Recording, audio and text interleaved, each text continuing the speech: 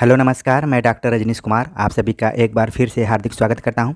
आज के लेक्चर में मैं बातचीत करूंगा आचार्य रामचंद्र शुक्ल कृति हिंदी साहित्य का इतिहास के अंतर्गत जो भी महत्वपूर्ण कोटेशंस परीक्षाओं में पूछे जाते हैं उन पर। कई प्रतियोगी परीक्षा की तैयारी करने वाले छात्रों का आग्रह था कि एक बार रामचंद्र शुक्ल के कथनों पर विचार करने की ज़रूरत है, तो उसी चीज़ को ध्यान में रखते हुए मैं आप सभी के सामने हाजिर हूँ। और एक सीरीज भी मैं इस पर लेकर आऊँगा। अभी आचार्य रामचंद्र शुक्ल पर प्रस्तुत करूँगा, फिर इसके बाद आचार्य हजारी प्रसाद द्विवेदी, डॉक्टर बच्चन सिंह और डॉक्टर रामस्वरूप चतुर्वेदी के इतिहास ग्रंथों पर आधारित कुछ लेक्चर्स आएंगे। आप जानते हैं कि आचार्य रामचंद्र शुक्ल का जो हिंदी साहित्य का इतिहास है वह आदिकाल से लेकर छायावाद तक है।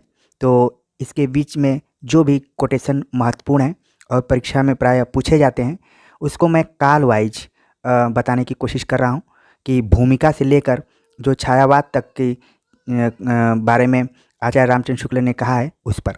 तो चलिए सीधे चलते हैं। अगर आप हिंदी साहित्य का इतिहास पढ़ेंगे तो जो काल विभाग किया गया है उस काल विभाग के अंतर्गत जो पहला कोटेशन है सबसे महत्वपूर्ण है कि जबकि प्रत्येक देश का साहित्य वहाँ की जनता की चित्तवृत्ति का संचित प्रतिबिंब होता है, तब यह निश्चित है कि जनता की चित्तवृत्ति के परिवर्तन के साथ साथ साहित्य के स्वरूप में भी परिवर्तन होता चला जाता है। ठीक है, आदि से अंत तक इन्हीं चित्तवृत्तियों को परंपरा को परखते हुए साहित्य परंपरा के साथ उनका सामंजस्य दिखाना ही साहित्य का इतिहास कहलाता है। तो ये पहला कोटेशन रहा।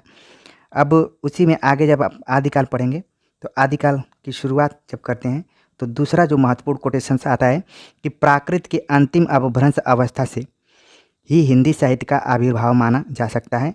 उस समय जैसे गाथा कहने से प्राकृत का बोध होता था, वैसे ही दोहा या दूहा कहने से अपभ्रंश या प्रचलित काव्य भाषा का पद्य समझा जाता था। तो ये भी कोटेशंस कई बार परीक्षाओं में पूछा जाता है। तो ये आदिकाल के अंतर्गत है।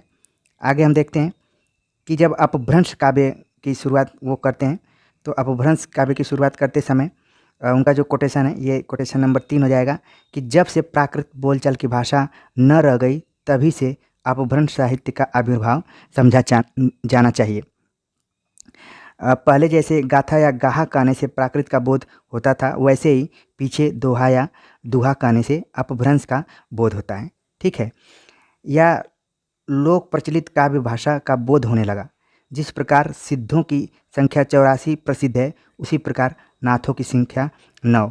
अब भी लोग नवनाथ और 84 सिद्ध कहते सुने जाते हैं। एक तरीके से ये चौथा कोटेशन हो जाएगा उसमें। ठीक है, इसी में अगला जो कोटेशन है पाँचवा, कबीर आदि संतों को नाथपंथियों से जिस प्रकार साखी और बानी शब्द मिले, उसी प्रकार साखी और बानी के लिए बहुत कुछ सामग्री और सधुकड़ी भाषा भी। जब पृथ्वीराज रासो आप पढ़ेंगे तो उसके बारे में आचार्य रामचंद्र शुक्ल का क्या मानना है उसके बारे में देख लेते हैं कि इतिहास विरुद्ध कल्पित घटनाएं जो भरी पड़ी हैं उनके लिए क्या कहा जा सकता है। माना कि रासो इतिहास नहीं है, काव्य ग्रंथ है, पर काव्य ग्रंथों में सत्य घटनाओं में बिना किसी प्रयोजन के कोई उलटफेर नहीं किया जाता। ठीक है, आगे इसी में वो लिखते हैं कि इस संबंध में इसके अतिरिक्त और कुछ कहने की जगह नहीं कि यह पूरा ग्रंथ वास्तव में जाली है। यहाँ से भी कोटेशंस आ जाता है और पूछा जाता है कि किस ग्रंथ के बारे में कहा जा रहा है और किसने कहा है। भाषा की कसौटी पर यदि ग्रंथ को कसते हैं तो और भी निराश होना पड़ता है, क्योंकि वह बिल्कुल बेठिकाने हैं। ठीक है, उसमें व्याकरण आदि की कोई व्यवस्था नहीं है। ये यहाँ से लेकर भाषा की कसौटी पर यदि ग्रंथ को कोसते हैं तो और भी निराश होना पड़ता है, क्योंकि वह बिल्कुल बेठिकाने है, उसमें व्याकरण आदि की कोई व्यवस्था नहीं। ये कोटेशन काफ़ी इंपॉर्टेंट परीक्षाओं में लगातार आता है। इसके बाद जब आप विद्यापति पढ़ेंगे तो विद्यापति को पढ़ते समय उनका एक बड़ा ही खास कोटेशन है कि आध्यात्मिक रंग के चश्मे आजकल बहुत सस्ते हो गए हैं, उन्हें चढ़ाकर जैसे कुछ लोगों ने गीत गोविंद के पदों को आध्यात्मिक संकेत बताया है, वैसे ही विद्यापति के इन पदों को भी सूर आदि कृष्ण भक्तों के श्रृंगारी पदों की भी ऐसे लोग आध्यात्मिक व्याख्या करना चाहते हैं। तो ये कोटेशन काफ़ी इंपॉर्टेंट है। कई बार इसको तोड़कर इतना ही दूर तक पूछा जाता है और कई बार पूरा पूछ लिया जाता है। ठीक है, आप जब भक्तिकाल पढ़ेंगे जिसको कि उन्होंने पूर्व मध्यकाल कहा था। तो इसमें जो कोटेशंस आता है कि भक्ति का जो स्रोता दक्षिण की ओर से धीरे धीरे उत्तर भारत की ओर पहले से ही आ रहा था, उसे राजनीतिक परिवर्तन के कारण शून्य पड़ते हुए जनता के हृदय क्षेत्र में फैलने के लिए पूरा स्थान मिला। ये कोटेशन काफ़ी इंपॉर्टेंट है, परीक्षाओं में आता है। इसके बाद जो नीचे है कि भक्ति के आंदोलन की जो लहर दक्षिण से आई, उसी ने उत्तर भारत की परिस्थिति के अनुरूप हिंदू मुसलमान दोनों के लिए एक सामान्य भक्ति मार्ग की भी भावना कुछ लोगों में जगाई। और उनका एक और कोटेशन है कि अपने पौरुष से हताश निराश होकर भक्ति के शरण में जाने के अलावा और कोई दूसरा मार्ग नहीं था। आपने सुना ही होगा। कबीर के बारे में आचार्य रामचंद्र शुक्ल के भी कथन है, उसको देख लेते हैं कि कबीर ने जिस प्रकार एक निराकार ईश्वर के लिए भारतीय वेदांत का पल्ला पकड़ा, उसी प्रकार उस निराकार ईश्वर की भक्ति के लिए सूफियों का प्रेम तत्व लिया, अपना निर्गुण पंथ धूमधाम से निकाला। इसमें कोई संदेह नहीं कि कबीर ठीक मौके पर, कई बार यहीं से इसको तोड़कर पूछ लेता है यहाँ से, इसमें कोई संदेह नहीं कि कबीर ठीक मौके पर जनता के उस बड़े भूभाग को संभाला जो नाथपंथियों के प्रभाव से प्रेम भाव और भक्ति रस से शून्य और शुष्क पड़ता जा रहा था। उनके द्वारा यह बहुत ही आवश्यक कार्य हुआ। ठीक है, तो ये थोड़ा सा पॉजिटिव दिखाई पड़ रहा है, तो लोगों को लगेगा कि ये हजारी प्रसाद द्विवेदी का कथन होगा, लेकिन ये किसका है? आचार्य रामचंद्र शुक्ल का है। तो इसको ध्यान में रखिए। आगे कबीर के बारे में लिखते हैं कि कबीर ने अपनी झाड़ फटकार के द्वारा हिंदुओं और मुसलमानों की कट्टरता को दूर करने का जो प्रयास किया, वो अधिकतर चिढ़ाने वाला सिद्ध हुआ, हृदय को स्पर्श करने वाला नहीं। तो आपने देखा कि कबीर संबंधी उनके क्या मत रहे हैं। इसी तरीके से अगर जायसी पर बात करें तो जायसी के बारे में उनका कथन है कि मनुष्य मनुष्य के बीच जो रागात्मक संबंध है वह उसके द्वारा व्यक्त न हुआ। अपने नित्य के जीवन में जिस हृदय साम्य का अनुभव मनुष्य कभी कभी किया करता है, उसकी अभिव्यंजना उससे न हुई। कुतुबन, जायसी आदि इन प्रेम कहानी के कवियों ने प्रेम का शुद्ध मार्ग दिखाते हुए उन सामान्य जीवन दशाओं को सामने रखा जिनका मनुष्य मात्र के हृदय पर एक सा प्रभाव दिखाई पड़ता है। हिंदू हृदय और मुसलमान हृदय आमने सामने करके अजनबीपन मिटाने वालों में इन्हीं का नाम लेना पड़ेगा। इन्होंने, यहाँ से कई बार कोटेशन पूछ दिया जाता है कि इन्होंने मुसलमान होकर हिंदुओं की कहानियाँ हिंदुओं की ही बोली में पूरी सहृदयता से कहकर उनके जीवन की मर्म स्पर्शी अवस्थाओं के साथ अपने उदार हृदय का पूर्ण सामंजस्य दिखा दिया। यहाँ तक पूछ लिया जाता है कई बार एग्जाम में। आगे लिखते हैं, कबीर ने केवल भिन्न प्रतीत होती हुई परोक्ष सत्ता की एकता का आभास दिया, प्रत्यक्ष जीवन की एकता का दृश्य। ठीक है, अब इतना दूर याद रखिए, आभास दिया। आगे पद्मावत पर चर्चा करते हुए वो लिखते हैं कि पद्मावत प्रेम गाथा की परंपरा में पद्मावत सबसे प्रौढ़ और सरस है। कई बार तो क्वेश्चन ही पूछ दिया जाता है जो पेपर सेट करते हैं कि प्रेम गाथा की परंपरा में सबसे प्रौढ़ और सरस रचना कौन सी है, तो उसका जवाब होता है पद्मावत। इसमें इतिहास और कल्पना का योग है। इस कहानी का पूर्वार्ध तो बिल्कुल कल्पित है और उत्तरार्ध ऐतिहासिक आधार पर है। ये सब आचार्य रामचंद्र शुक्ल का कथन है। यद्यपि पद्मावत की रचना संस्कृत प्रबंध काव्यों की सर्गबद्ध पद्धति पर नहीं है, फारसी की मसनवी शैली पर है। देखिए, उनके जो कथन है कई बार ये विकल्प के रूप में भी एक्सपर्ट्स यूज कर लेते हैं। देखिए यहाँ पर लिखा है, हो सकता है कभी कभी सवाल पूछ ले कि पद्मावत की जो रचना है, मतलब संरचना है, क्या संस्कृत प्रबंध काव्यों के सर्गबद्ध पद्धति पर है, फारसी की मसनवी शैली पद्धति पर है, श्रृंगार वीर आदि के वर्णन चली आती हुई भारतीय काव्य परंपरा के अनुसार ही है। ठीक है, तो ये विकल्प में बताने का मतलब था कि रख दिया जा सकता है। तो ये तो जब विकल्प में आएगा कि सर्गबद्ध पद्धति पर है तो आपका आंसर होगा नहीं। बाकी जितना उन्होंने बोला वो सब है, श्रृंगार है, वीर आदि के चलती हुई भारतीय काव्य परंपरा के अनुसार ही है। इसका पूर्वार्ध तो एकांत प्रेम मार्ग का ही आभास देता है। ठीक है, पर उत्तरार्ध में लोक पक्ष का भी विधान है।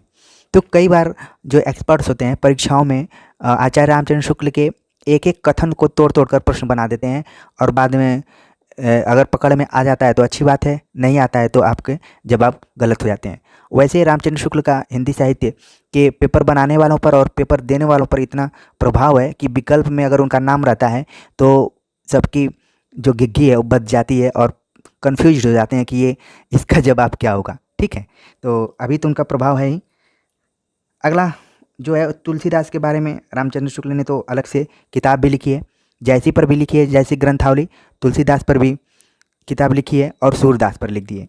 ठीक है, तुलसीदास के बारे में लिखते हैं कि जिन्हें भाषा की परख है उन्हें यह देखते देर न लगेगी कि तुलसीदास की भाषा में ऐसे शब्द जो स्थान विशेष के बाहर नहीं बोले जाते हैं केवल दो स्थानों के हैं, चित्रकूट के आसपास और अयोध्या के आसपास। ठीक है, तो पेपर सेट करने वाले हो सकता है कि पूछ दें कि किन दो जगहों की बात उसमें कही गई है, एक तो चित्रकूट है और दूसरा क्या है, अयोध्या है। ठीक है, तो ध्यान में रखिए इस चीज़ को।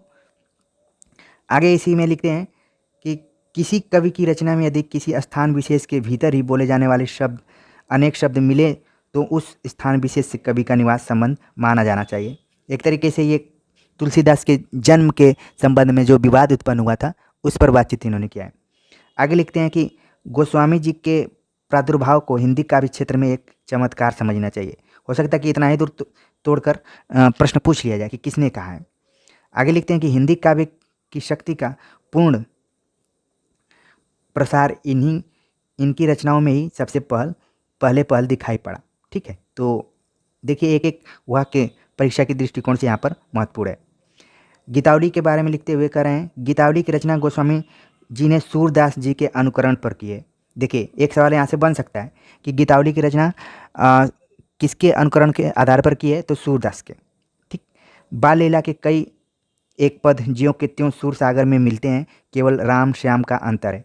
काफ़ी इंपॉर्टेंट कथन है परीक्षाओं के दृष्टिकोण से, इसको आप एकदम से नोट कर लीजिए कि गीतावली की रचना गोस्वामी जी ने सूरदास जी के अनुकरण पर की। बाल लीला के कई ऐसे पद हैं जो कि सूर सागर में मिलते हैं। तो आजकल जिस तरीके से परीक्षा में सवाल पूछे जा रहे हैं में भी ये पूछा जा सकता है।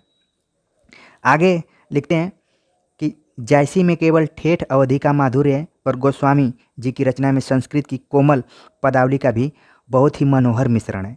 अब जो भी परीक्षार्थी इंटरव्यू इत्यादि की तैयारी कर रहे होंगे उनके लिए काफ़ी इंपॉर्टेंट है। कई बार एक्सपर्ट जो इंटरव्यू बोर्ड्स होता है वो पूछने लगता है कि तुलसीदास की अवधि में और जयसी की अवधि में क्या अंतर है। तो देखिए यहाँ पर आचार्य रामचंद्र शुक्ल ने अंतर स्पष्ट किया है और लगभग यही उत्तर वो सुनना भी चाहते हैं। अगर आप कुछ डिफरेंट तरीके का आंसर देंगे तो वो सही नहीं मानते हैं। ठीक है, आगे हम देखते हैं कि क्या उन्होंने कहा है।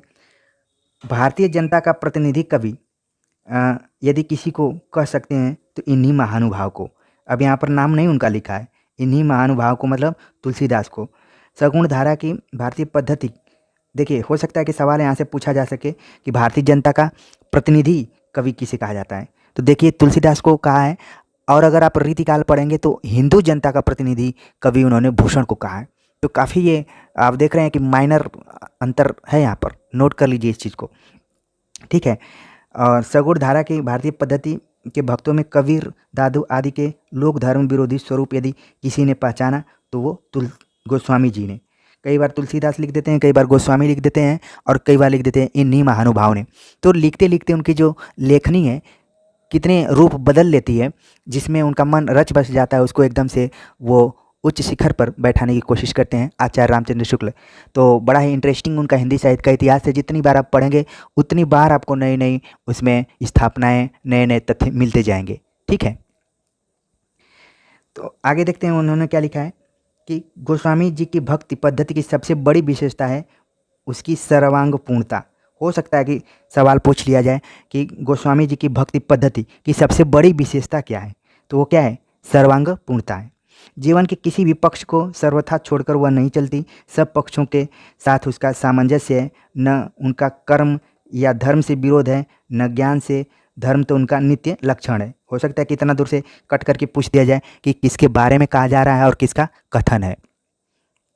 आजकल तो एक एक पंक्तियों का खेल है और बाकी इसी पर सबको न जॉब मिलती है। ठीक है, आगे मानस के बालकांड में संत समाज का जो लंबा रूपक है वह इस बात को स्पष्ट रूप से सामने लाता है, भक्ति की चरम सीमा पर पहुंचकर भी लोक पक्ष उन्होंने नहीं छोड़ा।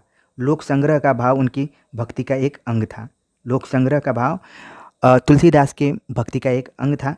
कृष्णोपासक भक्तों में इस अंग की कमी थी। यहाँ पर देखिए अंतर भी स्पष्ट कर दिया कि राम भक्त और कृष्ण भक्त जो उपासक थे उसमें किस चीज़ का अभाव था, वो था लोक संग्रह का अभाव। आगे रामचरितमानस पर ही उन्होंने विचार करते हुए लिखा है कि कथा काव्य के सब अवयवों के उचित समीकरण है। कथा के मार्मिक स्थलों की इसमें पहचान की गई है। प्रसंगानुकूल भाषा है। श्रृंगार की शिष्ट मर्यादा के भीतर बहुत ही व्यंजक वर्णन है। ठीक है, और इसमें और बता दिया गया कि जो रामचरितमानस के भीतर कहीं कहीं घटनाओं के थोड़े ही हेर फेर तथा स्वकल्पित संवादों के समावेशों के अतिरिक्त अपनी ओर से छोटी मोटी घटनाओं या प्रसंगों की नई कल्पना तुलसीदास जी ने नहीं की है। ठीक है, तो ये एक तरीके से रामचरितमानस की जो विशेषता है उसके तरफ संकेत किया जा रहा है। तुलसीदास में रामचरितमानस में तुलसी केवल कवि के रूप में ही नहीं, उपदेशक के रूप में भी सामने आते हैं। बड़ा इंपॉर्टेंट यहाँ पर फैक्ट है कि रामचरितमानस में तुलसी का कितना रूप दिखाई पड़ता है। तो एक तो कवि के रूप में है, दूसरे उपदेशक के रूप में है। उपदेश उन्होंने किसी न किसी पात्र के मुख से कराए हैं। उन्होंने उपदेशक की भूमिका डायरेक्ट नहीं की है, बल्कि किसी न किसी पात्र का उन्होंने सहारा लिया है। आगे देखते हैं सूरदास के बारे में जो कथन है आचार्य रामचंद्र शुक्ल के, उनके बारे में। सूरसागर में जगह जगह दृष्टिकूट वाले पद मिलते हैं। यह भी विद्यापति का अनुकरण है। तो हो सकता है कि सवाल पूछ लिया जाए कि सूरदास के यहाँ जो दृष्टिकूट पद दिखाई पड़ते हैं उस पर किसका प्रभाव पड़ता है, तो वो है विद्यापति। ठीक है, जिस प्रकार रामचरित का गान करने वाले कवियों में गोस्वामी तुलसीदास जी का स्थान सर्वश्रेष्ठ है, उसी प्रकार कृष्ण रचित गाने वाले भक्त कवियों में महात्मा सूरदास जी का है। यहाँ पर देख रहे हैं सूरदास जी को वो महात्मा भी घोषित कर दिए हैं और सूरदास जी का महत्व है। वास्तव में हिंदी के काव्य गगन के सूर्य और चंद्र हैं। देखिए इंपॉर्टेंट यहाँ पर है, हो सकता है कि यहाँ से पूछ दिया जाए। वास्तव में ये हिंदी काव्य गगन के सूर्य और चंद्र हैं। किसके बारे में बात कही जा रही है, तो एक उसमें से तुलसीदास हैं और दूसरे हैं सूरदास। ठीक है, आगे जो एक बड़ा ही चर्चित कथन यहाँ पर आ रहा है कि श्रृंगार और वात्सल्य के क्षेत्र में जहाँ तक इनकी दृष्टि पहुँची वहाँ तक कोई और किसी कवि की नहीं। इन दोनों क्षेत्रों में तो यदि महाकवि ने मानो औरों के लिए कुछ छोड़ा ही नहीं। आगे वो लिखते हैं कि वात्सल्य के समान ही श्रृंगार के संयोग और वियोग दोनों पक्षों का इतना प्रचुर विस्तार और किसी कवि में नहीं। सूर की बड़ी भारी विशेषता है नवीन प्रसंगों की उद्भावना। कई बार एग्जाम में पूछा जाता है कि सूर की सबसे बड़ी विशेषता क्या है, वो है नवीन प्रसंगों की उद्भावना। प्रसंगोद्भावना करने वाली ऐसी प्रतिभा हम तुलसी में नहीं पाते। कई बार तो यहीं से कोटेशन पूछ दिया जाता है, जो कि परीक्षा के दृष्टिकोण से काफ़ी इंपॉर्टेंट है। इसको ध्यान देने की ज़रूरत है, इंपॉर्टेंट करके आप देख लीजिए। ठीक है, आगे लिखते हैं कि सूर सागर का सबसे मर्मस्पर्शी और वाग्दर्यपूर्ण अंश भ्रमर गीत है, जिसमें गोपियों की वचन वक्रता अत्यंत मनोहारिणी है। ऐसे सुंदर उपालभ्य काव्य और कहीं नहीं मिलता।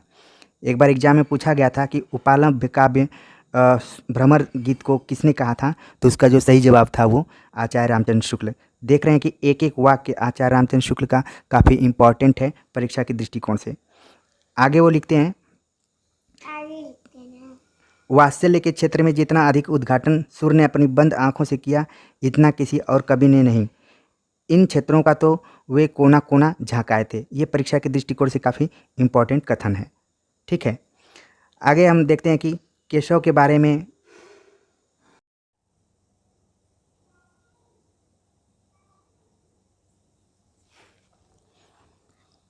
केशवदास के बारे में लिखते हुए आचार्य रामचंद्र शुक्ल लिखते हैं कि संबंध निर्वाह की क्षमता केशव में न थी। दृश्यों की स्थानगत विशेषता केशव की रचनाओं में ढूंढना तो व्यर्थ ही है। प्रबंध काव्य रचना के योग्य न तो केशव में अनुभूति ही है थी, न शक्ति थी। एक तरीके से केशवदास को बहुत ज़्यादा नहीं पसंद किया करते थे। आगे उन्होंने लिखा है कि केशव की दृष्टि जीवन के गंभीर और मार्मिक पक्ष पर न थी। रामचंद्रिका में केशव को सबसे अधिक सफलता मिली, जो कि संवादों के आधार पर मिली थी। कई बार प्रश्न पूछा जाता है कि रामचंद्रिका की खास विशेषता क्या है, तो संवाद है। और बाकी एक बहुत ही प्रचलित कोटेशन चलता है कि केशव को कवि हृदय नहीं मिला था। ठीक है, वे कठिन काव्य के प्रेत थे। तो ये भी आप ध्यान में रखिए। आगे रहीम के बारे में उनका जो मत है, आचार्य रामचंद्र शुक्ल का विचार कि उनमें भारतीय प्रेम जीवन की सच्ची झलक है। भाषा पर तुलसी का सा ही अधिकार हम रहीम का भी पाते हैं। तो रहीम के बारे में थोड़ा सा उनका पॉजिटिव नज़रिया है। आगे बिहारी लाल के बारे में लिखते हैं, मतलब बिहारी के बारे में, कि श्रृंगार रस के ग्रंथों में जितनी ख्याति और जितना मान बिहारी सतसई का हुआ उतना और किसी का नहीं। कई बार इतना ही दूर कोटेशन में पूछ लिया जाता है और किसका कथन है ऐसा परीक्षा में आ जाता है। इसका एक एक दोहा हिंदी साहित्य में एक एक रत्न माना जाता है। ये भी यहाँ से यहाँ तक का कोटेशन पूछ लिया जाता है। तो पूरा आप ध्यान में रखिए कि आचार्य रामचंद्र शुक्ल ने लिखा, श्रृंगार रस के ग्रंथों में जितनी ख्याति और जितना मान बिहारी सतसई का हुआ उतना और किसी का नहीं। इसका एक एक दोहा हिंदी साहित्य में एक एक रत्न माना जाता है। आगे वो लिखते हैं, किसी कवि का यश उसकी रचनाओं के परिमाण के हिसाब से नहीं होता, गुण के हिसाब से होता है। ये भी कोटेशन काफ़ी इंपॉर्टेंट है, परीक्षा में पूछा जाता है। और ये जो मैं बताने जा रहा हूँ अब, ये काफ़ी इंपॉर्टेंट है कि यदि प्रबंध काव्य एक विस्तृत वनस्थली है तो मुक्तक एक चुना हुआ गुलदस्ता है। ये आचार्य रामचंद्र शुक्ल का कथन है और बिहारी के संदर्भ में है। ठीक है, आगे जो कोटेशन है कि बिहारी की भाषा चलती हुई होने पर भी साहित्यिक है। भूषण और देव ने शब्दों का बहुत अंग भंग किया है और कहीं कहीं गढ़ंत शब्दों का व्यवहार किया है। तो हो सकता है कि कोटेशन इतना दूर से लेकर इतना दूर ही पूछ लिया जाए कि बिहारी की भाषा चलती होने पर भी साहित्यिक है, और बाकी ये भूषण और देव की तुलना करते हुए लिखा है कि इन्होंने बहुत जगह भाषा का या शब्दों का अंग भंग कर दिया है और कहीं कहीं तो गढ़ंत मनगढ़ंत शब्दों का भी व्यवहार किया है। बिहारी की भाषा इस दोष से भी बहुत कुछ मुक्त है, मतलब जो भूषण और देव ने गलतियां की हैं वो बिहारी के यहाँ नहीं है। एक कहानी के रूप में भी आप याद कर सकते हैं इसको, जो भी मैंने अभी तक लेक्चर दिया है उसको एक कहानी के रूप में याद रखेंगे तो ज़्यादा आपको अच्छा लगेगा। परीक्षा में बातें याद आ जाएंगी, जैसे कोटेशन आप देखेंगे तुरंत याद आएगा कि मैंने अनुराज हिंदी एकेडमी में इस लेक्चर को सुना था, इसका आंसर ये होना चाहिए। ठीक है, आलम के बारे में जो चर्चा किया है उन्होंने कि ये प्रेमोन्नत कवि थे और अपने तरंग के अनुसार रचना करते थे। तो प्रेम में उन्मत्त कवि थे आलम। श्रृंगार रस की ऐसी उन्मादमयी उक्तियाँ इनकी रचना में मिलती हैं कि पढ़ने और सुनने वाले लीन हो जाते हैं उसमें। ये आलम के बारे में वो कह रहे हैं बात। ठीक है, लीन हो जाते हैं। प्रेम की तन्मयता की दृष्टि से आलम की गणना रसखान और घनानंद की कोटि में ही होनी चाहिए। ये देखिए कोटेशन जो है आलम के मामले में कि उसकी गणना रसखान और घनानंद की कैटेगरी में, मतलब उनकी कैटेगरी में माना जाना चाहिए अगर प्रेम की बात की जाए तो। प्रेम की पीर या इश्क का दर्द इनके एक एक वाक्य में भरा पाया जाता है। ठीक है, आचार्य रामचंद्र शुक्ल जब रीतिकालीन कवियों के बारे में चर्चा करते हैं तो थोड़ा सा इनका जो विचार है कवियों के प्रति लगभग एक समान सा है। कई बार शब्दों का थोड़ा सा हल्का सा भेद हेर फेर होता है, नहीं तो लगभग एक ही टाइप की बात करते हैं। तो यहाँ पर ध्यान में रखना है। कई बार सवाल आ जाता है कि प्रेम की पीर कौन है, तो ऑप्शंस में घनानंद भी रहता है, यहाँ वो आलम के बारे में चर्चा कर रहे हैं, तो ये ध्यान रखना है। आगे घनानंद के बारे में फिर से उनका कोटेशन आ गया कि ये साक्षात रस मूर्ति और ब्रज भाषा काव्य के प्रधान स्तंभों में है। ये वियोग श्रृंगार के प्रधान मुक्तक कवि हैं। प्रेम की पीर ही को लेकर इनकी वाणी का प्रादुर्भाव हुआ। जैसा कि मैं अभी बोल रहा था, प्रेम मार्ग का ऐसा प्रवीण और धीर पथिक, ठीक है, ये कई बार एग्जाम में पूछा जाता है तो इसको ध्यान में रखिए। प्रेम मार्ग का ऐसा प्रवीण और धीर पथिक तथा जबादानी का ऐसा दावा रखने वाला ब्रज भाषा का दूसरा कवि नहीं हुआ। तो ये है, इंपॉर्टेंट है परीक्षा के दृष्टिकोण से। आगे है कि घनानंद जी उन बिरले कवियों में हैं जो व्यंजकता बढ़ाते हैं। अपनी भावनाओं के अनूठे रूप रंग की व्यंजना के लिए भाषा का ऐसा बेधड़क प्रयोग करने वाला हिंदी के पुराने कवियों में दूसरा नहीं हुआ। ये सब घनानंद के बारे में, घनानंद की काफ़ी प्रशंसा करते हुए चीज़ों को लिखते हैं। भाषा के लक्षक और व्यंजक बल की सीमा कहाँ तक है, इसकी पूरी परख इन्हीं को थी। तो कई बार तो पूछ लिया जाता है कि ये कोटेशन किसका है या फिर कई बार पूछ लिया जाता है कि भाषा के लक्षक और व्यंजक बल की सीमा कहाँ तक है, इसकी पूरी परख इन्हीं को थी। तो अब ऑप्शंस में घनानंद, आलम, बोधा, ठाकुर, इन लोगों का नाम दे दिया जाएगा। पूछ सकता है सवाल कि किसके बारे में कहा गया है, तो इस दृष्टि से भी आपको ध्यान में रखना है इसको। अगला कोटेशन है कि लक्षणा का विस्तृत मैदान खुला रहने पर भी हिंदी कवियों ने उसके भीतर बहुत ही कम पैर बढ़ाया। एक घनानंद ही ऐसे कवि हुए जिन्होंने इस क्षेत्र में अच्छी दौड़ लगाई। मतलब लक्षणा, व्यंजना जो सब शक्तियाँ हैं उनके बारे में यहाँ पर चर्चा की जा रही है। आगे खड़ी बोली के संदर्भ में जो बात करते हैं आचार्य रामचंद्र शुक्ल, उसके बारे में भी देख लेते हैं कि देश के भिन्न भिन्न भागों में मुसलमानों के फैलने के तथा दिल्ली की दरबारी शिष्टता के प्रचार के साथ ही दिल्ली की खड़ी बोली शिष्ट समुदाय के परस्पर व्यवहार की भाषा हो चली थी। अब खड़ी बोली के बारे में बोल रहे हैं। आगे है, किसी भाषा का साहित्य में व्यवहार न होना इस बात का प्रमाण नहीं है कि उस भाषा का अस्तित्व ही नहीं था। अकबर और जहांगीर के समय में ही खड़ी बोली भिन्न भिन्न प्रदेशों में शिष्ट समाज के व्यवहार की भाषा हो चली थी। यह भाषा उर्दू नहीं कही जा सकती थी, यह हिंदी खड़ी बोली है। ठीक है। विक्रम 1798 में, विक्रम संवत 1798 में राम प्रसाद निरंजनी ने भाषा योग वासिष्ठ नाम का ग्रंथ साफ सुथरी खड़ी बोली में लिखा। भाषा योग वासिष्ठ को परिमार्जित गद्य की प्रथम पुस्तक और राम प्रसाद निरंजनी को प्रथम पौर्ण गद्य लेखक मान सकते हैं। ये कई बार एग्जाम में पूछा जाता है कि खड़ी बोली की का प्रथम ग्रंथ कौन सा है। तो देखिए यहाँ पर भाषा योग वासिष्ठ है, उसके जो लेखक हैं राम प्रसाद निरंजनी, और उसके बारे में आचार्य रामचंद्र शुक्ल का क्या मत है उसको भी देख लीजिए आप। आगे लिखते हैं कि 1860 संवत में हो सकता है फोर्ट विलियम कॉलेज कलकत्ता के हिंदी उर्दू अध्यापक जॉन गिलक्राइस्ट ने देसी भाषा की गद्य पुस्तकें तैयार कराने की व्यवस्था की। तब उन्होंने उर्दू और हिंदी दोनों के लिए अलग अलग प्रबंध किया। देख लीजिए, कई बार एग्जाम में पूछा जा सकता है कि गिलक्रिस्ट थे वो उर्दू भाषा के अध्यापक थे और फोर्ट विलियम कॉलेज से इनका संबंध था। फोर्ट विलियम कॉलेज कहाँ पर है? कोलकाता में है। और उसमें 4 खड़ी बोली गद्य के लेखकों को रखा गया था। ये महानुभाव हुए, कौन कौन से हैं उनको देख लेते हैं, जिसमें कि मुंशी सदा सुखलाल, लल्लू लाल, सदल मिश्र और इंसान लाखा का नाम आता है। आगे मुंशी सदा सुखलाल के बारे में वो लिख रहे हैं रामचंद्र शुक्ल। मुंशी सदा सुखलाल का उपनाम था नियाज। हो सकता है कि परीक्षा में पूछ ले, ध्यान रखिए। उन्होंने अपने हिंदी गद्य में कथावाचकों, पंडितों और साधु संतों के बीच दूर दूर तक प्रचलित खड़ी बोली का रूप रखा, जिसमें संस्कृत शब्दों का पुट भी बराबर रहता था। इसी संस्कृत मिश्रित हिंदी को उर्दू वाले भाषा कहते थे।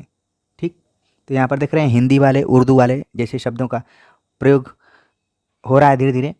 तो इस चीज़ को भी ध्यान में रखना है। अगर इस तरीके कोटेशन आ जाए तो तुरंत आप समझ जाए कि किसके बारे में कथन कहा गया है। इंसा अल्लाह खां के बारे में बताते हुए लिख रहे हैं कि इंसा का उद्देश्य ठेठ हिंदी लिखने का था।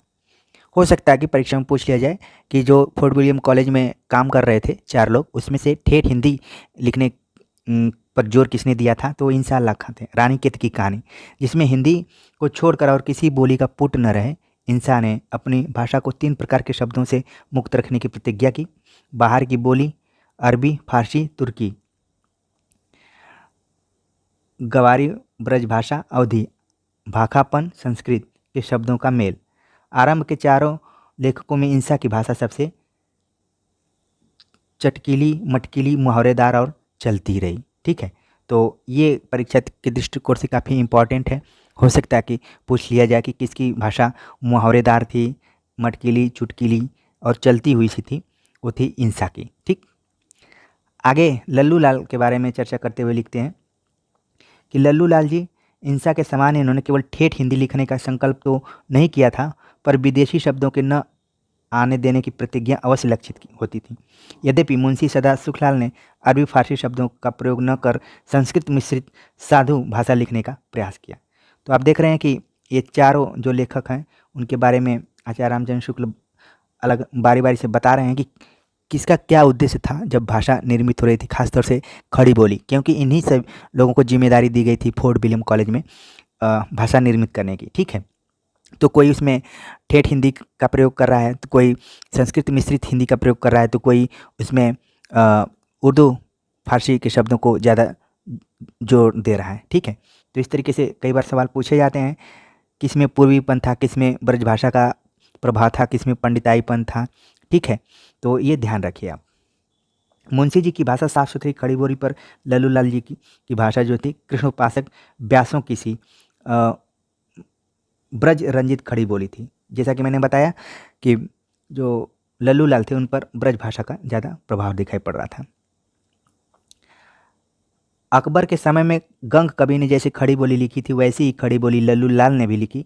दोनों की भाषाओं में अंतर इतना ही है कि गंग ने इधर उधर फारसी अरबी प्रचलित शब्द भी रखे, पर लल्लू लाल ऐसे शब्दों से बचे रहे। ठीक है, एक तरीके से लल्लू लाल और कवि गंग के बारे में बता रहे हैं।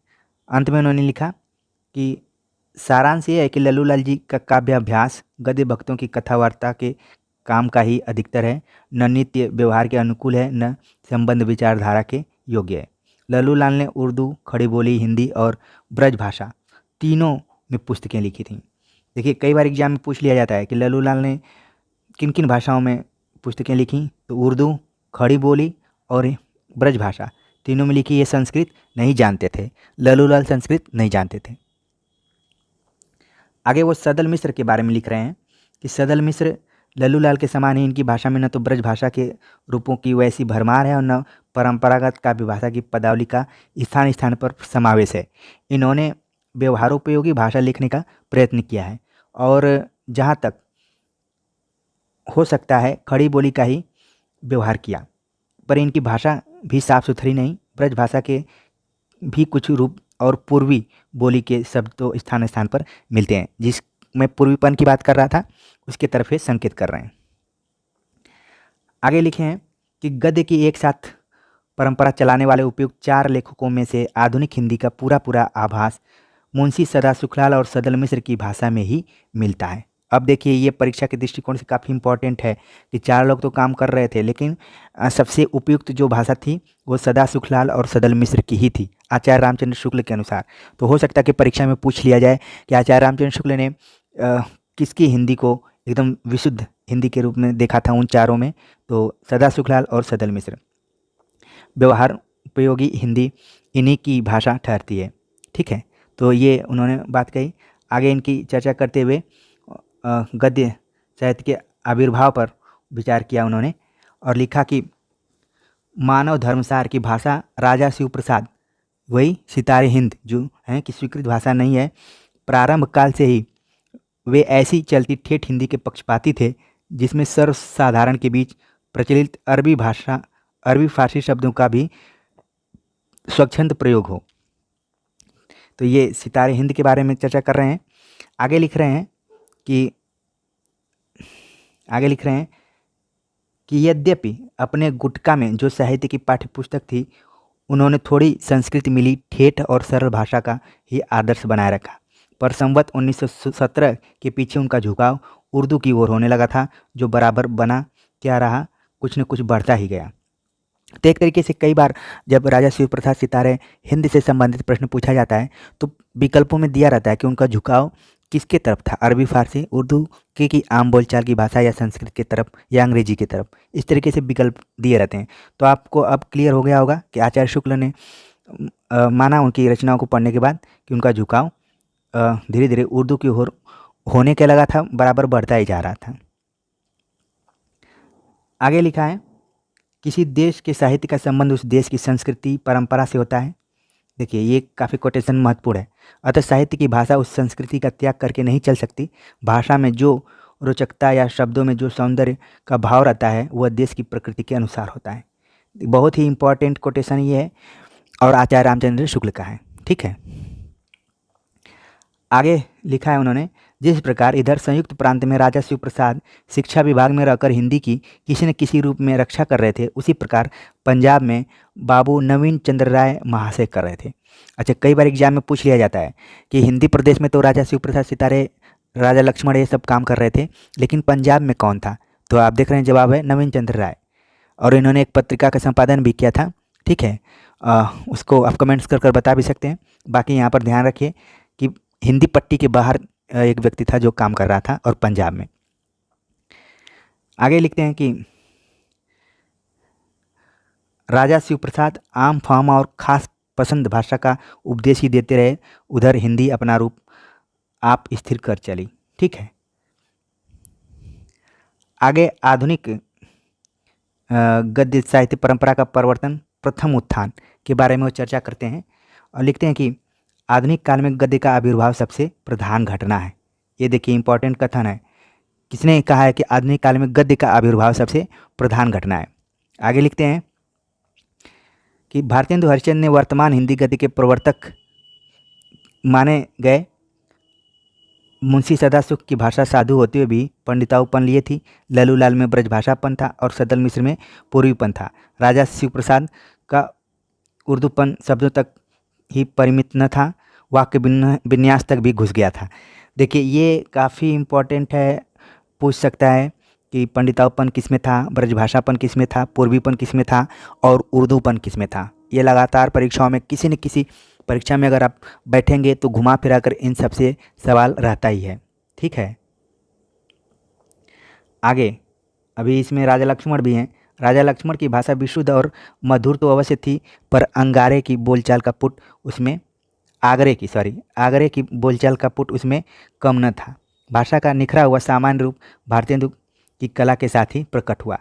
अंत में सबसे जो अच्छी हिंदी की बात उन्होंने स्वीकार की है वो भारतेंदु हरिश्चंद्र में। बाकी ऊपर 4-5 रचनाकारों के बारे में उन्होंने चर्चा की कि फलां की ये विशेषता रही है, लेकिन अंत में भारतेंदु हरिश्चंद्र को ही वो हिंदी खड़ी बोली के एक तरीके से जनक के रूप में देखते हैं। ठीक है, आगे वो लिख रहे हैं प्रताप नारायण मिश्र के बारे में लिख रहे हैं कि प्रताप नारायण मिश्र की प्रकृति विनोदशील थी, अतः उनकी भाषा बहुत स्वच्छंद गति से बोलचाल की चपलता और भावभंगिमा लिए चलती है। हास्य विनोद की उमंग में वह कभी कभी मर्यादा का अतिक्रमण करती, पूर्वी कहावतों और मुहावरों की बौछार भी छोड़ती चली जाती है। तो ये देखिए प्रताप नारायण मिश्र जिन्होंने कि ब्राह्मण नाम की पत्रिका का संपादन किया था, उनके बारे में आचार्य रामचंद्र शुक्ल का कथन है।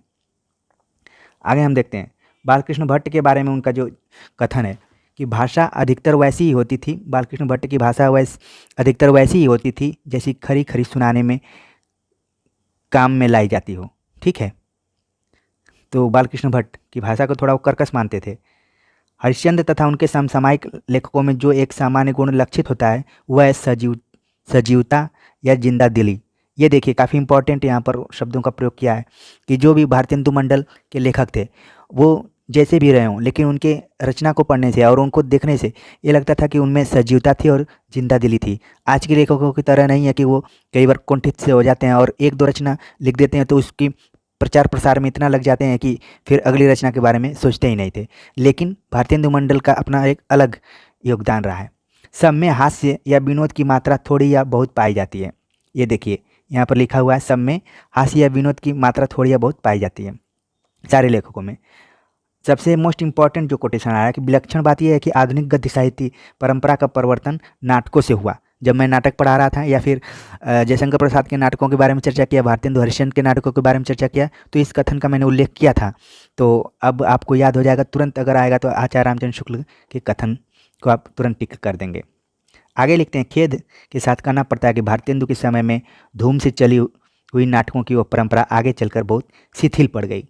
सही बात है कि जितना तेज़ी से भारतेंदु युग में नाटक का विकास हुआ था, थोड़ा सा उसमें गिरावट आई। बाद में जाकर भारतेंदु जयशंकर प्रसाद ने उसे फिर से ट्रैक पर लाया। ठीक है, आगे लिखते हैं कि पंडित शीतला प्रसाद त्रिपाठी कृत जानकी मंगल नाटक का जो धूमधाम से अभिनय हुआ था उसमें भारतेंदु जी ने पार्ट लिया था। कई बार एग्जाम में सवाल पूछा जाता है कि किसमें भारतेंदु हरिश्चंद्र ने खुद अभिनय किया था, किस नाटक में, तो उसका सही जवाब है जानकी मंगल नाटक में। और किसका है? शीतला प्रसाद त्रिपाठी कृत। आगे लिखते हैं, प्रताप नारायण मिश्र का अपने पिता से अभिनय करने के लिए मूछ मुड़वाने की आज्ञा मांगना भी प्रसिद्ध है। ये देखिए इम्पॉर्टेंट, एकदम से इम्पॉर्टेंट है कि किस लेखक ने अभिनय करने के लिए अपने पिता से मूछ मुड़वाने की आज्ञा मांगी थी। तो ये काफ़ी इम्पॉर्टेंट है क्योंकि उस समय स्त्री पात्रों का भी रोल करना पड़ता था। उसके लिए प्रताप नारायण मिश्र जो ब्राह्मण पत्रिका के संपादक थे, उन्होंने अपने पिता से आज्ञा मांगी कि मुझे स्त्री का रोल करना है तो उसके लिए मूछ मुड़वाना पड़ेगा, तो क्या करें। तो देखिए ये परीक्षा में पूछा जाता है, इसको कहानी के माध्यम से आप याद रखिए।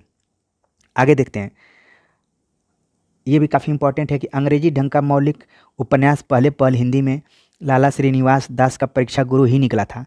ब्राह्मण संपादक प्रताप नारायण मिश्र को ग्राहकों से चंदा मांगते मांगते थक कर कभी कभी पत्र में इस प्रकार याचना करनी पड़ी थी। ये देखिए, परीक्षा में पूछा गया था सन 2013 के पीजीटी एग्जाम में कि 8 मास बीते जजमान, अब तो करो दक्षिणादान। ये प्रताप नारायण मिश्र ने जब पत्रिका निकाल रहे थे और पत्रिका को आर्थिक तंगी का सामना करना पड़ा था, तब उन्होंने इसको लिखा था। ठीक है, जैसे आजकल आप कई बार यूट्यूब चैनल्स पे भी देखते होंगे कि लोगों याचना करते हुए सुना होगा आपने। ठीक है, मेरे लिए बस आप इसको लाइक करिए, सब्सक्राइब कीजिए और अपने दोस्तों तक शेयर करिए। ठीक है, एक तरीके से मैं ये याचना आप सभी से कर रहा हूँ। बाकी जितना भी मैंने आचार्य रामचंद्र शुक्ल का कथन आप सभी को बताया, उसको कहानी के माध्यम से याद रखिए। जब भी आप खाना खाकर रात में सोने जाइए, तुरंत एक बार इस वीडियोज के जो भी मेरे एक एक शब्द हैं उसको याद करिए। बाकी मैं गारंटी के साथ कहता हूँ कि आचार्य रामचंद्र शुक्ल का हिंदी साहित्य का इतिहास आपको एकदम आसान लगने लगेगा। ठीक है, कमेंट्स कर जरूर बताइए कि ये मेहनत कैसी लग रही है आपको। आगे भारतेंदु पर विचार करते हुए वो लिखते हैं कि भारतेंदु नाटक के संदर्भ में प्राचीन और नवीन का ही सुंदर सामंजस्य भारतेंदु की कला का विशेष माधुर्य है। अपने समय के सब लेखकों में भारतेंदु की भाषा साफ सुथरी और व्यवस्थित होती थी। तो ये पॉजिटिव एक तरीके से भारतेंदु के बारे में लिखा हुआ है। ठीक है, प्रताप नारायण मिश्र और बालकृष्ण भट्ट, इनके बारे में, प्रताप नारायण मिश्र और बालकृष्ण भट्ट ने हिंदी गद्य साहित्य में वही काम किया जो अंग्रेजी साहित्य में एडिसन और स्टील ने किया था। देखिए कितना मोस्ट इंपॉर्टेंट यहाँ पर कथन है और लगातार ये परीक्षाओं में पूछा जाता है कि आचार्य रामचंद्र शुक्ल ने प्रताप नारायण मिश्र और बालकृष्ण भट्ट की तुलना अंग्रेजी गद्य के किन किन लेखकों से किया है। तो एक तो एडिसन है और दूसरा स्टील है। ठीक है, एडिसन और स्टील, और इधर बालकृष्ण भट्ट और प्रताप नारायण मिश्र। ठीक, तो याद कर लीजिए, ऐसे याद कर लीजिए, PB = AS। ठीक है, आगे चलते हैं। आगे बद्रीनारायण चौधरी के बारे में लिख रहे हैं कि उपाध्याय बद्रीनारायण चौधरी प्रेमघन की शैली सबसे विलक्षण थी। ये गद्य रचना को एक कला के रूप में ग्रहण करने वाले, कलम की कारीगरी देखिए समझने वाले, कई बार सवाल पूछा जाता है कि कलम की कारीगरी समझने वाले कौन भारतेंदु युगीन लेखक थे, तो वो थे बद्रीनारायण चौधरी प्रेमघन। ठीक है, लेखक थे। कभी कभी ऐसी पेचीली मजमून बांधते कि पाठक एक एक 1.5 कॉलम के लंबे लंबे वाक्य में उलझा रह जाता था। इसका मतलब कि जो प्रेमघन थे वो काफ़ी लंबे लंबे वाक्यों का प्रयोग किया करते थे। ठीक है, तो इनको याद रखिए कि किसके बारे में आचार्य रामचंद्र शुक्ल ने लिखा है कि वो कलम की कारीगरी थे या फिर पेचीले मजमून बांधते थे कि पाठक उनके वाक्यों में उलझा रहता था, या फिर आगे लिख रहे हैं वो कि अनुप्रास, ये कई बार परीक्षा में पूछा जाता है, अनुप्रास और अनूठे पद की ओर भी उनका ध्यान रहता था। किसी बात को साधारण ढंग से कहे जाने को ही वे लिखना नहीं कहते थे। अगर वो उनका मानना था, बद्रीनारायण चौधरी प्रेमघन का मानना था कि अगर कोई बात आप सीधे सीधे लिख दे रहे हैं तो फिर वो क्या लिखा आपने, उसको ऐसे लिखिए कि उसमें आदमी उलझ जाए। इसलिए अनुप्रास और उसके अनूठे पद विन्यास पर ही उनका ज़्यादा ध्यान रहता था। तो कहानी द्वारा आप इन चीज़ों को याद रखिए। ठीक है, आगे लिखते हैं कि समालोचना का सूत्रपात हिंदी में एक प्रकार से भट्ट जी और चौधरी साहब ने ही किया। अब बालकृष्ण भट्ट और प्रेमघन के बारे में करें कि अगर समालोचना की बात करें तो इन्होंने ही किया था। देखिए इसमें प्रताप नारायण मिश्र नहीं है, वो बल्कि निबंध में है कि एडिसन और स्टील का तुलना करते समय प्रताप नारायण मिश्र और बालकृष्ण भट्ट आते हैं, लेकिन जब समालोचना की बात आती है तो वहाँ पर भट्ट आते हैं और चौधरी आते हैं। समालोच्य पुस्तक के विषयों की अच्छी तरह विवेचन करके उसके गुण दोष के विस्तृत निरूपण की चाल उन्होंने चलाई। आगे सामान्य परिचय यानी कि द्विवेदी युग आ रहा है। हमारा हिंदी साहित्य पंडित महावीर प्रसाद द्विवेदी का सदा ऋणी रहेगा। व्याकरण की शुद्धता, भाषा की सफाई के प्रवर्तक द्विवेदी जी ही थे। सरस्वती के संपादक के रूप में उन्होंने आई हुई पुस्तकों के भीतर व्याकरण और भाषा की अशुद्धियाँ दिखाकर लेखकों को बहुत सावधान किया। तो एक तरीके से ये महावीर प्रसाद द्विवेदी की तरफ उनका संकेत है। ठीक है, आगे इसी में लिखते हैं कि मौलिक उपन्यास हिंदी साहित्य के इतिहास में बाबू देवकी नंदन का स्मरण इस बात के लिए सदा बना रहेगा कि जितने पाठक उन्होंने उत्पन्न किए उतने किसी ग्रंथकार ने नहीं। चंद्रकांता पढ़ने के लिए न जाने कितने उर्दू जीवी लोगों ने हिंदी सीखी। ये काफ़ी इम्पोर्टेंट इनका कोटेशन है और ख़ास तौर से देवकीनंदन खत्री को इसीलिए जाना भी जाता है। उपन्यास तो उन्होंने बहुत सारे लिखे, लेकिन बहुत लोगों को अपने उपन्यासों को पढ़ने के लिए हिंदी के प्रति उन्होंने आकर्षित किया और हिंदी पढ़ना पड़ा। जहाँ की यह कोटेशन आप देख रहे हैं कि ज़्यादातर लोग उर्दू उस ज़माने में पढ़ा करते थे, लेकिन अब धीरे धीरे उनको हिंदी भी सीखना पड़ा था। आगे वो लिख रहे हैं कि चंद्रकांता पढ़ चुकने पर वे चंद्रकांता की किस्म की कोई किताब ढूंढने में परेशान रहते थे। शुरू शुरू में चंद्रकांता और चंद्रकांता संतति पढ़कर न जाने कितने नवयुवक हिंदी के लेखक हो गए। देखिए कितनी बड़ी बात यहाँ पर उन्होंने लिख दिया। इसमें एक तरीके से उन्होंने प्रेमचंद की तरफ भी इंडिकेट किया है, क्योंकि जब आप प्रेमचंद की जीवनी पढ़ेंगे तो शुरुआती जीवन में वो इसी तरीके के जासूसी उपन्यासों को ही ज़्यादातर पढ़ते थे और फिर धीरे धीरे उनके मन में भी कथा लिखने की एक जागृत हो गई। ठीक है, आगे हम देखते हैं। आगे पंडित किशोरी लाल गोस्वामी के बारे में चर्चा कर रहे हैं कि साहित्य की दृष्टि से उन्हें हिंदी का पहला उपन्यासकार कहना चाहिए, साहित्य की दृष्टि से। ठीक है, छोटी छोटी कहानियाँ। हिंदी यदि मार्मिकता की दृष्टि से भाव प्रधान कहानियों को चुने तो 3 कहानियाँ मिलती हैं, इंदुमती, 11 वर्ष का समय और दुलाई वाली। देख रहे हैं, कह रहे हैं कि अगर मार्मिकता की दृष्टि से भाव प्रधान कहानियों को चुने तो 3 कहानियाँ मिलती हैं। इंदुमती जो किशोरी लाल गोस्वामी की कहानी थी, 11 वर्ष का समय खुद आचार्य रामचंद्र शुक्ल की कहानी है, और दुलाई वाली जो कि बंग महिला की कहानी है। ठीक है, यदि इंदुमती किसी बांग्ला कहानी की छाया नहीं है तो देखिए कंडीशन क्या रख रहे हैं यहाँ पर आचार्य रामचंद्र शुक्ल, कितना मतलब एक तरीके से चतुराई भरी यहाँ पर बात लिख रहे हैं कि यदि इंदुमती किसी बांग्ला कहानी की छाया नहीं है तो हिंदी की यही पहली मौलिक कहानी ठहरती है। इसके उपरांत 11 वर्ष का समय, फिर दुलाई वाली का नंबर आता है। मतलब अपने कहानी को खुद उन्होंने दूसरे नंबर पर रखा हुआ है। ठीक है, और बाद में पहली महिला जो कहानीकार हैं दुलाई वाली। ऐसा कहा जाता था कि जो दुलाई वाली हैं इनका इनसे पहले से ही परिचय था और वो भी प्रभावित होकर कहानियाँ इत्यादि लिखना शुरू की थी। तो एक तरीके से अच्छी बात है, उस ज़माने में महिलाएं बहुत कम लिखा करती थी। तो राजेंद्र बाला घोष जिनका पूरा नाम है, उपनाम बंग महिला था। तो इन्हीं तीनों को क्रम में रख रहे हैं, देख रहे हैं आप। आगे चलते हैं। आगे निबंध पर बातचीत करते हुए लिख रहे हैं कि निबंध यदि गद्य कवियों या लेखकों की कसौटी है तो निबंध गद्य की कसौटी है। ये कितनी बार एग्जाम में पूछा गया होगा, बहुत बार एग्जाम में पूछा जाता है। भाषा की पूर्ण शक्ति का विकास निबंधों में ही सबसे अधिक संभव होता है। ठीक है, आगे वो लिखते हैं कि पंडित महावीर प्रसाद द्विवेदी के अधिकतर लेख बातों के संग्रह के रूप में ही हैं। यहाँ पर देख रहे हैं, ये भी एग्जाम में पूछा जाता है कि बातों के संग्रह के रूप में आचार्य रामचंद्र शुक्ल ने किसके निबंधों को या लेखों को रखा है, तो वो किसका है, महावीर प्रसाद द्विवेदी का है। भाषा की नूतन शक्ति चमत्कार के साथ नए नए विचारों की उद्भावना वाले निबंध बहुत ही कम मिलते हैं। यानी कि एक तरीके से उनके निबंधों को उन्होंने हल्के रूप में देखा है कि खाली बातों के संग्रह हैं।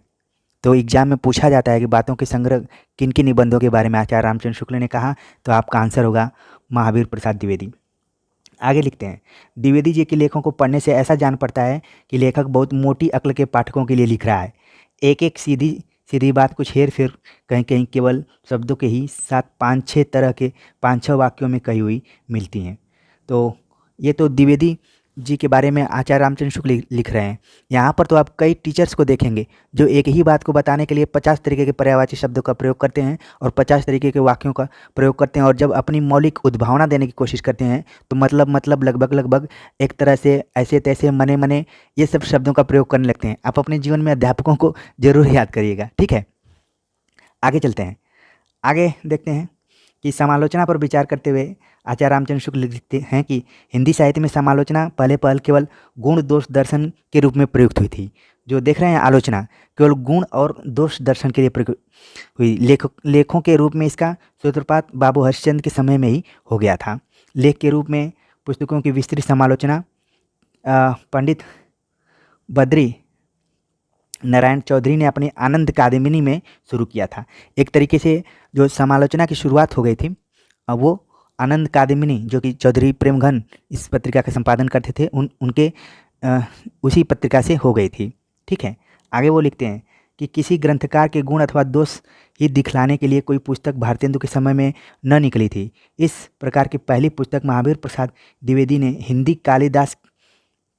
कालिदास की आलोचना थी, जो द्वितीय उत्थान के आरंभ में निकली थी। तो एक तरीके से याद रखिए आप, महावीर प्रसाद द्विवेदी, हिंदी कालिदास की आलोचना। आगे लिखते हैं, जो गद्य साहित्य की वर्तमान गति है तृतीय उत्थान। यह ठीक है कि विज्ञान की साधना द्वारा संसार के वर्तमान युग का बहुत सारा रूप यूरोप का खड़ा किया हुआ है, पर इसका क्या मतलब है कि युग का सारा रूप विधान यूरोप ही करे? हम आराम से जीवन के सब क्षेत्रों में उसी दिए हुए रूप को लेकर रूपवान बनते चलें? क्या अपने स्वतंत्र स्वरूप विकास की हमारी शक्ति सब दिन के लिए मारी गई है? एक तरीके से ये देख रहे हैं आप कि किस तरीके से यूरोप इत्यादि का जो बढ़ता हुआ प्रभाव है उसको लेकर इन्होंने चिंता जाहिर की है। आगे लिख रहे हैं, आजकल भाषा की बुरी दशा है। बहुत से लोग शुद्ध भाषा लिखने का अभ्यास होने के पहले ही बड़े बड़े पोथे लिखने लगते हैं, जिनमें व्याकरण की भद्दी भूलें तो रहती ही हैं, कहीं कहीं वाक्य विन्यास तक ठीक नहीं रहता है। देख रहे हैं किस तरीके से आचार्य रामचंद्र शुक्ल आक्रामक तरीके से भाषा और लिखने वाले लेखकों के बारे में यहाँ पर चर्चा कर रहे हैं। तो कहानी की तरह बातों को याद रखिए, बाकी जैसे परीक्षा में आएगा प्रश्न आप तुरंत पकड़ लेंगे। यह बात और किसी भाषा के साहित्य में शायद ही देखने को मिले। व्याकरण की भूलों तक ही बात नहीं, अपनी भाषा की प्रकृति की पहचान न रहने के कारण कुछ लोग उसका स्वरूप भी बिगाड़ चले हैं। वे अंग्रेजी के शब्द वहाँ के मुहावरे ज्यों के त्यों उठाकर रख देते हैं। यही नहीं देखने जाते कि हिंदी हुई या कुछ और। आजकल ये जो बातें हैं आचार्य रामचंद्र शुक्ल की अभी काफ़ी प्रासंगिक लग रही हैं कि आप देखते हैं कि जितने भी स्टेट्स हैं, हिंदी हर स्टेट्स की अलग अलग टाइप की हिंदी हो गई है। ठीक है, आगे उपन्यास और कहानी के बारे में वो चर्चा करते हुए लिखते हैं कि अंग्रेजी ढंग का पहला मौलिक उपन्यास पहल हिंदी में लाला श्रीनिवास दास परीक्षा गुरु निकला था। साहित्य जो राजनीति के ऊपर रहना चाहिए, सदा उसके इशारों पर ही न नाचना चाहिए। साहित्य को राजनीति के ऊपर रहना चाहिए, सदा उसके इशारों पर न नाचना चाहिए। आगे आलोचना के बारे में चर्चा कर रहे हैं कि आलोचना, यदि हम काव्य को ही लें तो इस अभिव्यंजनावाद को वैचित्र्यवाद ही कह सकते हैं। इसे अपने यहाँ पुराने वक्रोक्तिवाद का विलायती उत्थान मान सकते हैं। एक तरीके से ये जो क्रोचे का अभिव्यंजनावाद था उसकी आलोचना करते हुए उन्होंने इसकी तुलना किससे कर दी? वक्रोक्तिवाद से। ठीक है, तो ये भी एग्जाम में कई बार पूछा जाता है, इंपॉर्टेंट है, इसको ध्यान में रखिए। आगे लिखते हैं कि लोकहित, समाज सुधार, मातृभाषा का उद्धार आदि थे। हास्य और विनोद के नए नए विषय इस काल में इस कविता को प्राप्त हुए। भारतेंदु जी ने हिंदी काव्य को केवल नए नए विषयों की ओर उन्मुख किया, उसके भीतर किसी ने नवीन विधान या प्रणाली का सूत्रपात नहीं किया। ये गद्य के बारे में चर्चा करते हुए लिख रहे हैं, गद्य को जिस परिमाण में भारतेंदु ने नए नए विषयों और मार्गों की ओर लगाया, उसी परिमाण में पद्य को नहीं लगाया। ठीक, भारतेंदु के सहयोगी लेखक यद्यपि देश काल के अनुकूल नए नए विषयों की ओर प्रवृत्त हुए, पर भाषा उन्होंने परंपरा से चलती आई हुई ब्रज भाषा में ही रखी और छंद भी हुआ इसलिए जो ब्रज भाषा में प्रचलित थे। तो एक तरीके से गद्य और पद्य के बारे में चर्चा कर रहे हैं कि गद्य में तो नए नए विषयों को उठाया गया, लेकिन जो पद्य है उसमें न कोई नया विषय आया, न ही कोई नई भाषा का उसमें प्रयोग करना उस समय के कवि या लेखक समझे, वो ब्रज भाषा के ही चीज़ों को अपनाते रह गए। आगे छायावाद पर बात कर रहे हैं। छायावाद शब्द का प्रयोग दो अर्थों में समझना चाहिए। एक तो रहस्यवाद के अर्थ में, जहाँ उसका संबंध काव्य वस्तु से था। ठीक है, रहस्यवाद और काव्य वस्तु से इसका संबंध था, अर्थात जहाँ कवि उस अनंत और अज्ञात प्रियतम को आलंबन बनाकर अत्यंत चित्रमयी भाषा में प्रेम की अनेक व्यंजना करता है। छायावाद शब्द का दूसरा प्रयोग काव्य शैली या पद्धति विशेष के व्यापक अर्थ में है। छायावाद नाम चल पड़ने का परिणाम यह हुआ कि बहुत से कवि रहस्यात्मकता, अभिव्यंजना के लाक्षणिक वैचित्र्य, वस्तु विन्यास की विशृंखलता, चित्रमयी भाषा और मधुमयी कल्पना को ही साध्य मानकर चले। ठीक है। तो एक तरीके से ये छायावाद के कवियों पर वो व्यंग्य करते हुए लिख रहे हैं। ठीक है। पंत प्रसाद निराला इत्यादि सब कवि प्रतीक पद्धति या चित्रभाषा शैली दृष्टि से ही छायावादी कहलाए। छायावाद का चलन द्विवेदी काल के रूखी इतवृत्तात्मकता की प्रतिक्रिया के रूप में हुआ। देखिए, एक कई बार एग्जाम में यहाँ से सवाल उठता है कि छायावाद की शुरुआत किसके कारण हुई थी, तो वो थी द्विवेदी युग की जो इतवृत्तात्मकता थी उसकी प्रतिक्रिया में हुई थी। तो ये इंपॉर्टेंट है, इसको ध्यान में रखिए। छायावाद का केवल पहला अर्थ मूल अर्थ लिखकर तो हिंदी काव्य क्षेत्र में चलने वाला सुश्री महादेवी वर्मा ही हैं। एक तरीके से उन्होंने महादेवी वर्मा को थोड़ा सा अच्छा माना है इन लोगों में। आगे वो लिखते हैं कि छायावाद का सामान्यतः अर्थ हुआ प्रस्तुत के स्थान पर उसकी व्यंजना करने वाली छाया के रूप में अप्रस्तुत का कथन। ये देखिए इंपॉर्टेंट, छायावाद की परिभाषा देते हुए उन्होंने उसका अर्थ देते हुए कहा है कि प्रस्तुत के स्थान पर अप्रस्तुत कथन। छायावाद की प्रवृत्ति अधिकतर क्या है, प्रेम गीतात्मक है। ये विकल्पों में चुनने के लिए जब भी आपको आएगा कि छायावाद की विशेषताओं में कौन सा शामिल है कौन सा नहीं शामिल है, तो इसके लिए आचार्य रामचंद्र शुक्ल के एक एक कथन इंपॉर्टेंट हो जाते हैं। आगे उन्होंने जयशंकर प्रसाद के बारे में लिखा। जयशंकर प्रसाद के बारे में क्या लिखा है, इनकी रचनाओं को देख चाहें तो यह कहें कि इनकी मधुचर्या के मानस प्रचार के लिए रहस्यवाद का पर्दा मिल गया, या यूँ कहें कि इनकी सारी प्रणयानुभूति ससीम पर से कूदकर असीम पर जा रही थी। तो ये ध्यान में रखें, कई बार परीक्षा में हो सकता है कि पूछ लिया जाए। आगे महादेवी वर्मा पर उन्होंने विचार किया कि इस वेदना को लेकर उन्होंने हृदय की ऐसी अनुभूतियाँ सामने रखी जो लोकोत्तर हैं। कहाँ तक वे वास्तविक अनुभूतियाँ हैं और कहाँ तक अनुभूतियों की रमणीय कल्पना, ये नहीं कहा जा सकता। ठीक है। तो महादेवी वर्मा के बारे में इन्होंने इन कथनों को कहा है। तो इस तरीके से हमने पूरा आचार्य रामचंद्र शुक्ल के हिंदी साहित्य का इतिहास में जो कालखंड वाइज उनके कोटेशन थे, उनके कथन थे, विचार थे, उन पर अध्ययन किया। उम्मीद है कि आप सभी को काफ़ी सहायता मिली होगी। अब जब दोबारा आप आचार्य रामचंद्र शुक्ल का हिंदी साहित्य का इतिहास पढ़ेंगे तो और भी अच्छे से आपको समझ में आएगा। कमेंट्स कर ज़रूर लिखिए कि ये मेरा प्रयास आप सभी को कैसा लगा और ये लेक्चर कैसा लगा। ठीक है, मिलते हैं नए टॉपिक के साथ, तब तक के लिए